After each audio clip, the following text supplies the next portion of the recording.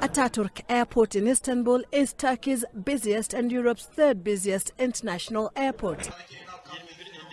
A dramatic video shared on social media shows a heroic policeman tripping a gunman who was running towards a crowd. The man is then seen reaching for his suicide vest before a huge ball of fire illuminates that section of the building. Speaking, say the death toll has risen to 41 and about 150 others were injured. The attacks were carried out in the arrival section of the airport's international terminal, and it's likely that foreigners are among the victims. Eyewitnesses say 3 suicide bombers opened fire with automatic rifles before blowing themselves up. An active shooter could be an individual with a personal agenda, or there could be a group with religious or political motives.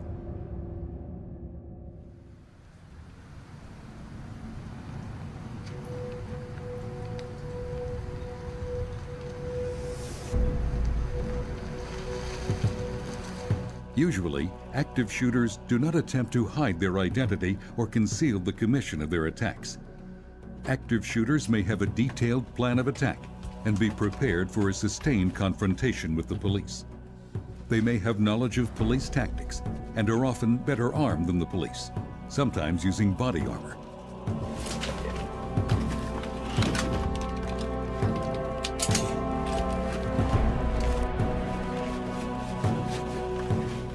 In addition to firearms, they may have explosives, booby traps, bladed weapons, or other tools that could constitute deadly force. This program is called Active Shooter Rapid Response and is designed to provide guidance to those who may respond to a mass shooting incident and must carry out a swift and immediate deployment to a situation where delayed response could entail risk of imminent death and life-threatening injuries to innocent persons.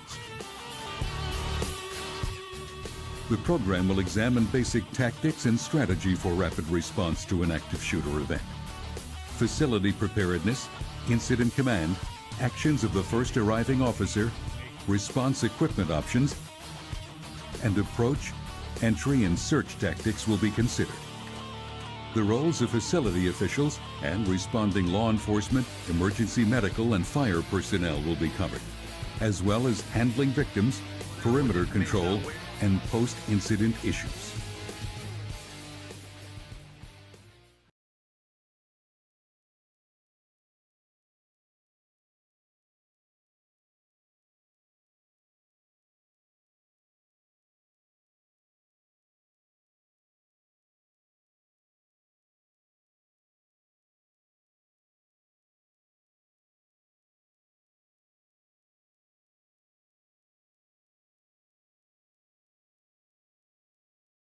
Considered suicide for a lone officer to take on an active shooter, it's now considered statistical homicide not to, because the longer officers wait for backup, the more people die.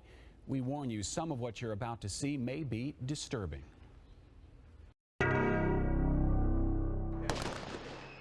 A frightening scene plays out on a Warren County school bus. Your job is this: clear that bus, secure that bus, end the killing. Everybody get down! This is not a real hostage situation. It's only a training drill. But this scenario with the SWAT team storming a bus is unlikely, based on statistics from 4 decades of school shootings. One of the lessons learned at Columbine is you can't wait for SWAT. 1999, Colorado. 2 heavily armed students storm Columbine High School. They're stalking around looking for people to kill. 15 dead, 23 wounded. The gunmen had killed themselves while tactical officers were still suiting up. Seconds count.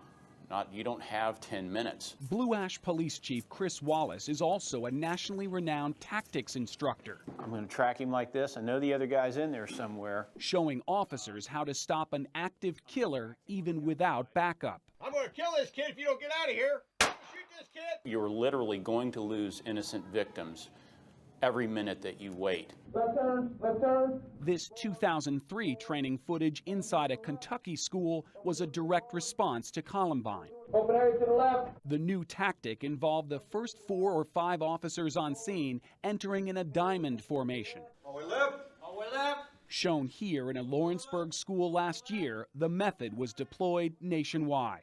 Report of a student inside Mason High School with a gun. Drills like this would last for hours, but the real shootings are over in minutes. Last year, Virginia Tech. By the time the first team of officers made entry into Norris Hall, student Sunghui Cho had killed 30 people and wounded 17 more. The lone gunman had shot 47 people in 11 minutes. That's an average of 4 shot, 3 dead every minute. If the first officer on the scene is outside waiting for backup, 10 more could die. Wait for SWAT, and 20 or more could be killed. Freeze simulation. No, police can't stop time, but they can speed up their response.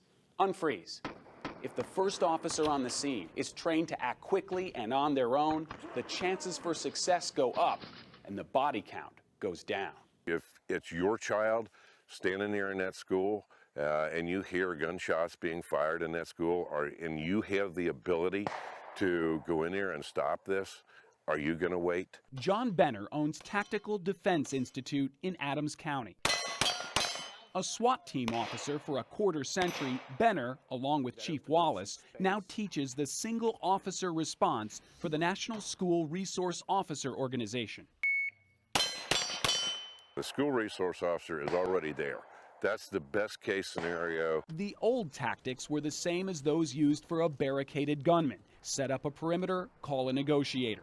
Officers feared an aggressive entry would set off the active shooter, causing more deaths. Many of these people never intend to survive the encounter. Statistically, the active shooter kills himself at first contact with armed resistance. Literally cowards. These are people that are looking to kill innocent people that can't fight back. All schools are gun-free zones. These people know that when they go in there. That's right. The vast majority of mass murders have occurred in so-called gun-free zones. Someone who's intent on committing mass murder isn't really going to be deterred by a sign that tells them they can't have a gun at that location. And now the tacticians believe these signs may actually serve as an invitation to mass murderers. So they choose a school or a mall that has the signs on it that says, "Come here and shoot me because there is nobody here that's armed."